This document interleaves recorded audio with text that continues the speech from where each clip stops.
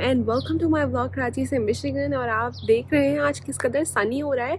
और जैसे कि आपको मालूम है कि हम लोग के लिए तो ये बहुत ही खुशी का दिन होता है कि इतना सनी वेदर हो जाए। और इसलिए मैंने सोचा कि व्लॉग भी बाहर बैठ के शूट किया जाए। और पिछले व्लॉग से जो हमने बातें की थी I-130 की एप्लीकेशन जो हमने सबमिट की थी, आज के व्लॉग में हम उससे नेक्स्ट स्टेप की तरफ चलेंगे और वो होगा जब आपको NVC की तरफ से मिल जाएगा एक वेलकम लेटर। तो जी आपने जब I-130 की एप्लीकेशन सबमिट करवा दी तो उसके बाद मैंने आपको जैसा बताया था कि कुछ मंथ्स का वेट करना होगा और फिर उसके बाद NVC आपको कम्युनिकेट करेगी।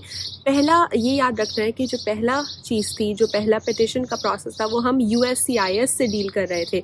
और अब इस स्टेप में जो कि कुछ मंथ के बाद होगा, वंस आपकी जो पिटिशन है, जो रिक्वेस्ट आपने सबमिट कराई थी कि हम वीज़ा प्रोसेस करना चाह रहे हैं, वो अप्रूव हो जाएगी, तो कुछ महीने के बाद आपसे एक दूसरा इदारा कम्युनिकेट करेगा जो कि कहलाएगा NVC, national visa centre United states का। तो उसके ज़रिए, उसके थ्रू आपको एक लेटर आएगा, एक वेलकम लेटर आएगा। जो लेटर आपको ये बताएगा कि अब आपका जो है वो हम प्रोसेस फाइनली शुरू कर रहे हैं। वो जो I-130 की पिटिशन थी वो आपकी एक एप्लीकेशन थी कि हम जो है वो वीज़ा फ़ाइल करना चाह रहे हैं। अब इस स्टेप पे जो कि चंद महीनों के बाद होगा, डिपेंड करता है कि आपके केस को कितने मंथ्स लग रहे हैं। तो अब इस स्टेप में हमें आगे बढ़ना होगा, आगे की कुछ फ़ीस देनी होगी और कुछ अगले चीज़ें देखनी होंगी। तो NVC का जो वेलकम लेटर है उसके बाद आपको सबसे पहले एक अकाउंट बनाना होगा।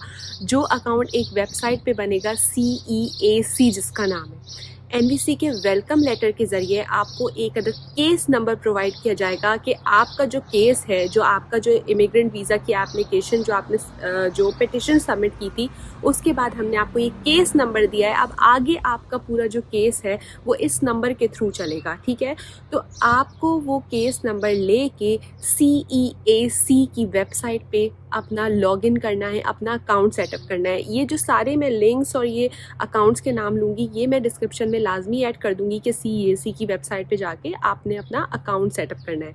अच्छा, इस अकाउंट सेटअप करने से क्या होता है, ये अकाउंट आपको अब फर्दर काम, अच्छा जो पहला काम था वो मैंने आपको कहा था कि मेल के थ्रू भी हो सकता है और ऑनलाइन भी हो सकता है, लेकिन अब आगे के जो सारे काम हैं वो ऑनलाइन ही होंगे। तो आपको इसलिए अकाउंट बनाना बहुत ज़रूरी है।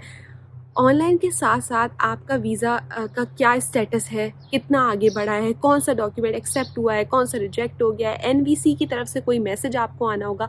ये सारी चीज़ें जो हैं आपको इस अकाउंट के थ्रू होंगी। इसलिए ये CEAC की वेबसाइट पे अकाउंट बनाना अब आपका बहुत ज़रूरी है, जिसके लिए केस नंबर आपको इस वेलकम लेटर के थ्रू मिल जाएगा। तो आपका अकाउंट बन चुका है और इसके बाद नेक्स्ट स्टेप क्या है, वो ये है कि आपने जाके अकाउंट में 2 फ़ीस पे करनी है। दो डिफरेंट कैटेगरीज़ की आपको फ़ीस सबमिट करनी है। तो एक फ़ीस उसमें आपको देनी है एफिडेविट ऑफ सपोर्ट फ़ीस। ये एफिडेविट ऑफ सपोर्ट फ़ीस जो है वो इसको सबमिट कराना है, और immigration visa processing fee. 2 fees उधर लिखी हुई आएंगी जैसे ही आप अकाउंट सेटअप करेंगे। मैं इधर सामने स्क्रीन पे शेयर भी कर रही हूँ, तो आप देख सकते हैं यहाँ पे 2 फ़ीस लिखी हुई है, affidavit of support fee, immigration visa processing fee. ये दोनों फ़ीस डिफरेंट होंगी। अब आजकल टाइम भी चेंज हो गया है तो ये ज़ाहिर है इसकी फ़ीस भी चेंज हुई होगी। इन दोनों जगह पे जाके आपने ऑनलाइन ये दोनों पेमेंट्स करनी है। वंस आपने ये पेमेंट्स कर दी तो उसके बाद आपको कुछ टाइम लगेगा, 1 वीक से 2 वीक तक लग सकते हैं, जब ये जो है फ़ीस प्रोसेस होने में टाइम लेती है। और उसके बाद यहाँ पे लिखा आने लगता है, आप सामने स्क्रीन पे देखेंगे पेड। जब यहाँ पे पेड आने लगता है लिखा हुआ, उसके बाद आपको वो इसी वेबसाइट पे एक फॉर्म तक एक्सेस देंगे जो फॉर्म कहलाता है DS-260 फॉर्म। DS-260 फॉर्म जो है उस तक आपको एक्सेस मिलता है जब ये आप फ़ीस दोनों चीज़ों की सबमिट कर देते हैं।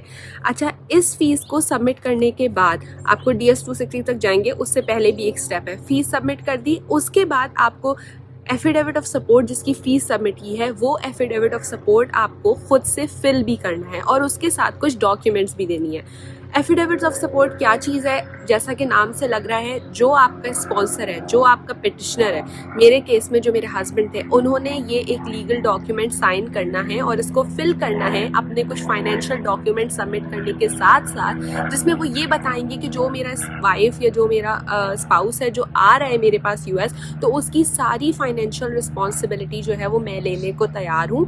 और अपने डॉक्यूमेंट्स के ज़रिए वो ये डिक्लेयर करेंगे कि मैं एलिजिबल हूँ, मैं I am able to like support her और हिम, उसको मैं सपोर्ट कर सकता हूँ। मेरे पास इतने जो है वो रिसोर्सेज हैं, मेरी सैलरी इतनी है, मेरे टैक्स रिटर्न्स मैं टाइम पे करता हूँ। तो ये एफिडेविट ऑफ सपोर्ट जो है वो बस डिक्लेयर करने का तरीका है कि हम अपने स्पाउस की सारी फाइनेंशियल रिस्पॉन्सिबिलिटी लेंगे। तो अच्छा, एफिडेविट ऑफ सपोर्ट जो ये फिल करेंगे, इसके अंदर मैं आपको एक एक स्टेप तो नहीं बता रही कि कैसे फिल होगा। आपको कोई क्वेश्चन हो उसका स्पेसिफिक तो आप मुझसे कमेंट सेक्शन में पूछ सकते हैं। इसमें आपको अपनी डिटेल्स डालनी होगी, अपने नाम, जो पेटिशनर होगा बेसिकली, जो स्पॉन्सर होगा वो सारी चीज़ें डालेगा। इसके लिए एक इम्पॉर्टेंट बात है बताना, इसका नाम होता है, हमने जो फिल किया था बेसिक, मतलब अगर आपका जो भी स्पॉन्सर है, जो आपका हस्बैंड है, उसकी इतनी सैलरी है, उसका इतना अर्निंग है कि वो आपको सपोर्ट कर सकता है, तो ऐसे केस में आप सिंपली I-864 फॉर्म सबमिट कर देते हैं, जिसके आगे लिखा होता है ईजी, ई और जी, I-864 ईजी, ये वाला आप सबमिट करते हैं। वो लोग जो खुद ही अपने स्पाउस को स्पॉन्सर कर रहे होते हैं। कुछ जगह ऐसा भी होता है कि आप अपने स्पाउस को, अपने हस्बैंड या वाइफ को बुलाना चाह रहे हैं अमेरिका, लेकिन आपकी सैलरी इतनी नहीं है या आपकी अर्निंग इतनी ज़्यादा नहीं है कि आप नहीं उन्हें खुद सपोर्ट कर सकते। तो इसमें I-864 के और भी फॉर्म्स की काइंड्स हैं जो आप डिटेल में जाके देख सकेंगे। तो उनमें से कोई और आप सेलेक्ट करते हैं और वो फॉर्म फिल करते हैं। ये I-864 ईजी फॉर्म वो लोग सबमिट करेंगे, वो लोग फिल करेंगे जो खुद ही अपने हस्बैंड को या वाइफ को स्पॉन्सर करने की जिम्मेदारी ले रहे हैं, यानी वो उनका खर्चा उठा सकते हैं। दूसरी सूरत में आप कोई जॉइंट स्पॉन्सर करते हैं, कोई और शख्स जो है वो आपके बिहाफ पे ये गारंटी लेता है कि हाँ मैं इनको सपोर्ट कर सकता हूँ, या उसकी अलग एक डिटेल्स होती हैं, वो एक डिफरेंट प्रोसेस होता है इसी में से।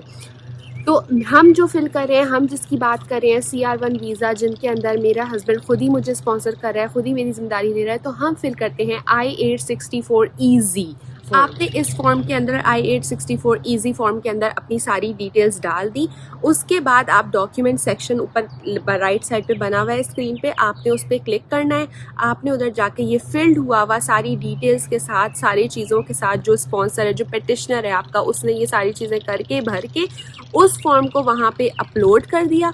और इसके साथ साथ अपना जो है वो फेडरल टैक्स रिटर्न जो है लेटेस्ट ईयर का, जो उसने टैक्स रिटर्न जमा कराए हैं, उसका फॉर्म, उसको भी, टैक्स रिटर्न्स को भी वहाँ पे अपलोड कर दिया।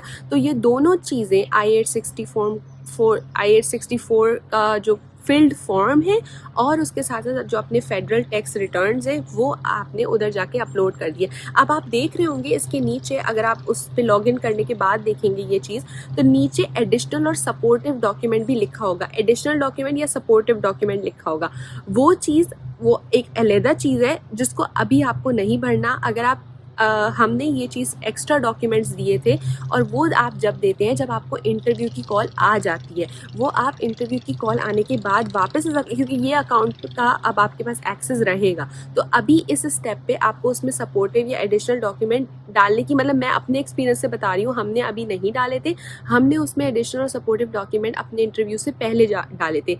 इस स्टेज पे हमने यहाँ पे अपने सिर्फ फेडरल टैक्स रिटर्न डाले थे और I-864 का एक फिल्ड साइंड फॉर्म डाला था। तो आपने फीस सबमिट कर दी, आपने I-864 ईजी फॉर्म जो है वो सबमिट करवा दिया, उसके साथ अपना फेडरल टैक्स रिटर्न डाल दिया। अब आपको एक और चीज़ फिल करनी है जो कि इसी अकाउंट पे आपको मिल रही है, वो है DS-260 फॉर्म। DS-260 फॉर्म के अंदर आपको सारी इन्फॉर्मेशन देनी है जो कि ज़्यादातर होती है बेनिफिशरी की इन्फॉर्मेशन। बेनिफिशरी वो जिसको स्पॉन्सर किया जा रहा है और जिसको जो अमेरिका मूव होगा, जिसको अमेरिका मूव करवाया जा रहा है, उसको कहते हैं बेनिफिशरी। और बेनिफिशरी की सारी डिटेल्स बहुत सारी इस DS-260 फॉर्म में सबमिट की जाती हैं। इस DS-260 फॉर्म के अंदर बेनिफिशरी की वर्क हिस्ट्री, वो जैसे मैं पाकिस्तान में थी तो मैं कहाँ काम करती थी, जॉब करती थी, मेरी एजुकेशन क्या है, मेरी जो है वो मेरे बैकग्राउंड का, मेरे सिबलिंग्स का, मेरे पेरेंट्स का नाम, मेरी डिटेल्स जो हैं कि ऐसे कि बैकग्राउंड मेरा चेक हो, वो सारी डिटेल्स इस DS-260 फॉर्म के अंदर जो है वो डाली जाती हैं और इसको पूरा फिल किया जाता है। इसके बाद जब आपने DS-260 फॉर्म को जो है वो फिल कर लिया, तो इसके साथ कुछ डॉक्यूमेंट्स भी अटैच करने हैं जो मैं आपको अभी बताती हूँ। लेकिन एक और चीज़ कर दूँ, जब आप इसको फिल कर लेंगे और जब आप जब इसको पूरा फिल कर लेंगे, तो इसको आपको फॉर्म को प्रिंट कर लेना है, क्योंकि इसका जो कन्फर्मेशन पेज है फिल करने के बाद जो स्क्रीन पे आएगा, वो कॉन्फर्मेशन पेज आपको लेटर इंटरव्यू के टाइम पे लेके जाना होगा। तो DS-260 फॉर्म बहुत इंपॉर्टेंट होता है, जिसको फिल करने के बाद आपको इसको प्रिंट कर लेना होगा। जब आप इसमें डॉक्यूमेंट्स भी अपलोड कर लेंगे तो वो आपका एक कॉन्फर्मेशन रिसीट पेज देगा, वो पेज आपको डाउनलोड कर लेना होगा, जिससे साबित होगा कि आप पिछले स्टेप में ये चीज़ कर चुके हैं। इसका हमें अभी काम नहीं आएगा, लेकिन ये हमें इंटरव्यू के टाइम पे काम आएगा। तो DS-260 फॉर्म के साथ जो आपको डॉक्यूमेंट्स अपलोड करने हैं, उनकी हेडिंग आपको स्क्रीन पे नजर आ रही होगी, सिविल डॉक्यूमेंट्स लिखा है। इस सेक्शन के अंदर जाके, अच्छा इसके आगे लिखा है सिविल डॉक्यूमेंट्स रिक्वायर्ड, तो इस सेक्शन के अंदर जाके आपको जो डॉक्यूमेंट्स अपलोड करने हैं, जो मैंने किए थे अपने टाइम पे, वो मैं आपको बता रही हूँ। वो डॉक्यूमेंट थे स्कैन्ड फोटोग्राफ्स, जो मेरी फोटोग्राफ्स हैं, स्कैन्ड पासपोर्ट साइज फोटोग्राफ्स। इसके अलावा मेरा बर्थ सर्टिफिकेट, अच्छा मैं पाकिस्तान से ताल्लुक़ रखती हूँ, तो मेरा नादरा के थ्रू, एक इदारे के थ्रू इशू होता है बर्थ सर्टिफिकेट। उस बर्थ सर्टिफिकेट के बारे में मुझसे बहुत लोग क्वेश्चन करते हैं। वो बर्थ सर्टिफिकेट ऑलरेडी ट्रांसलेटेड होता है, क्योंकि उसके ऊपर हाफ हिस्से में उर्दू में लिखा होता है और नीचे के हाफ हिस्से में उसी की इंग्लिश ट्रांसलेशन होती है। तो उस डॉक्यूमेंट की इंग्लिश ट्रांसलेशन वो खुद ही होता है। लेकिन अगर कोई डॉक्यूमेंट आपका किसी और लैंग्वेज में है, उर्दू के मतलब इंग्लिश के अलावा ट्रांसलेटेड नहीं है, तो आपको हर डॉक्यूमेंट की ट्रांसलेशन अपलोड करनी है, क्योंकि ट्रांसलेशन के बगैर वो आपका डॉक्यूमेंट एक्सेप्ट नहीं करेंगे। तो मैं जो मुझसे स्पेसिफिकली नादरा के बर्थ सर्टिफिकेट के बारे में बता रही हूँ कि वो खुद ही हाफ में नीचे ट्रांसलेटेड होता है, आप लोग खुद भी चेक कर सकते हैं। तो उसकी ट्रांसलेशन जो है वो इटसेल्फ वो खुद ही होता है।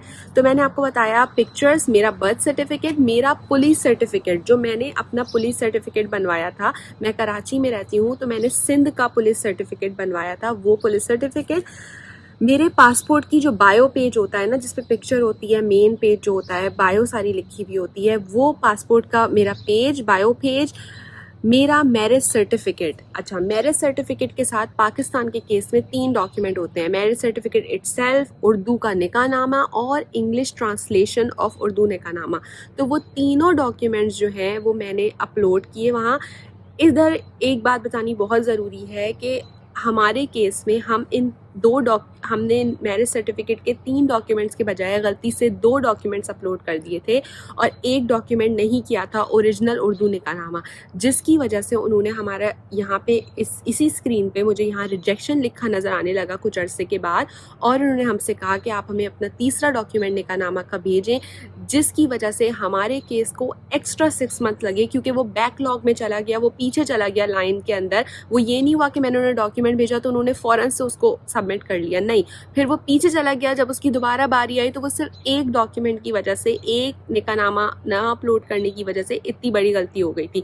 इसलिए मैं आपको कह रही हूँ कि अपने तमाम डॉक्यूमेंट्स बार बार रीचेक करें, एक सोर्स से नहीं, कई सोर्सेज से सारी चीज़ें NVC की वेबसाइट पे मेंशन होती हैं, उससे भी क्रॉस चेक करें और हर चीज़ देखें कि 3 निकाहनामा के साथ मतलब टोटल 3 चीज़ें मांग रहे हैं, उर्दू ट्रांसलेशन, इंग्लिश और सर्टिफिकेट, मैरिज सर्टिफिकेट, तो तीनों चीज़ें अपलोड करनी है। कोई भी चीज़ ये नहीं सोचे कि नहीं ये हम कम कर दें, क्योंकि अगर एक्स्ट्रा चली जाएगी तो ज़्यादा मसला नहीं है, कम गई तो वो वापस आपसे रिक्वेस्ट करेंगे। तो ये चीज़ें जो है वो सिविल डॉक्यूमेंट्स के अंदर आपने अपलोड कर दी, जो मैंने आपको बताई है। मैं डिस्क्रिप्शन के अंदर इनको लिख भी दूँगी। नीचे लिखा हुआ है ऑप्शनल डॉक्यूमेंट्स। ऑप्शनल डॉक्यूमेंट्स को अभी मैंने नहीं फिल किया था, इनको मैंने इंटरव्यू से पहले, जब इंटरव्यू की डेट आ गई तब जाके फिल किया था। तो इट डिपेंड्स ऑन यू अगर ऑप्शनल डॉक्यूमेंट्स आप देना चाहें, क्योंकि वो यही करते हैं कि एडिशनल इन्फॉर्मेशन आपकी दे रहे होते हैं कि जी अच्छा ये भी दे दिया, अगर उन्हें देखना हो देख लें। इस वक्त रिक्वायर्ड नहीं है वो, लेकिन इट डिपेंड्स ऑन यू, आपको अपने केस के लिए जो भी बेहतर लगे। मैं अपने एक्सपीरियंस से बता रही हूँ कि हमने उसे इंटरव्यू की डेट आने के बाद फिल किया था, यानी फ़ोटोग्राफ्स डालनी, चैट्स डालनी, वीडियो कॉल के स्क्रीनशॉट्स डालने, मैरिज के सपोर्टिंग डॉक्यूमेंट्स और डालने, ये सब हमने अभी नहीं किया था। जी, तो ये कुछ चीज़ें थी जो मैंने आपको बताई हैं। आई नो ये बहुत जनरल इन्फॉर्मेशन है, स्पेसिफिक नहीं है। ज़ाहिर है आपको जब फॉर्म फिल करेंगे तो आपके पास बहुत सारे क्वेश्चंस होंगे। एक चीज़ है कि अगर आपको जनरल सा आइडिया हो जाए तो उसके बाद जब आप वेबसाइट के ऊपर जाते हैं तो आपको बहुत सारी चीज़ें वहीं लिखी हुई होती हैं कि ये क्या फिल करना है। कुछ वर्ड्स होते हैं, कुछ टर्मिनोलॉजीज़ होती हैं। जब आप I-864 का एफिडेविट भरते हैं या आप DS-260 का फॉर्म भरते हैं तो कुछ चीज़ें होती हैं जिसको आपको समझने में मुश्किल होती है। वो ज़ाहिर है आप गूगल भी कर सकते हैं। अगर कोई आपको कोई चीज़ लगे जिसमें मैं आपकी हेल्प कर सकती हूँ तो आप कमेंट सेक्शन में मेंशन कर सकते हैं। मैं आपको कोशिश करूँगी अपनी बेहतरीन नॉलेज जितनी भी हो आपको मैं उससे बता सकूँ। तो बेसिक जो चीज़ें थी जो मैंने आपको बता दी हैं इसके अंदर। इसके अलावा DS-260 फॉर्म कैसे फिल करना है स्क्रीन के थ्रू देखते हुए कि इस किस सेक्शन में क्या फिल करना है, अगर आपको इसकी इन्फॉर्मेशन चाहिए हो तो आप मुझे कमेंट सेक्शन में बता सकते हैं, तो मैं उस पर एक सेपरेट वीडियो बना दूँगी।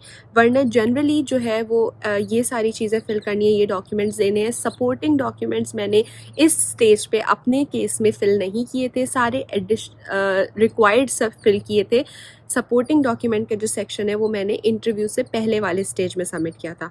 तो ये सारी इन्फॉर्मेशन मुझे आपको देनी थी। इस चीज़ को, इन सारे फॉर्म्स को जब आप सबमिट करेंगे तो ही मैंने आपको बताया कि DS-260 का कॉन्फर्मेशन पेज अपीयर होगा, जिसको आपको प्रिंट आउट लेके रख लेना है, क्योंकि जब आपकी इंटरव्यू की डेट आएगी तो आपको वो इसको लेके जाना होगा। तो thank you so much for watching and let me know if you have any questions and I hope this video helps you and किसी तरह से आपके काम आ सके तो ज़रूर इसको देखिएगा, लाइक करें, शेयर करें, सब्सक्राइब करें किसी के भी साथ जिसको आपको लगे इस इंफॉर्मेशन की ज़रूरत है। Have a great day, bye.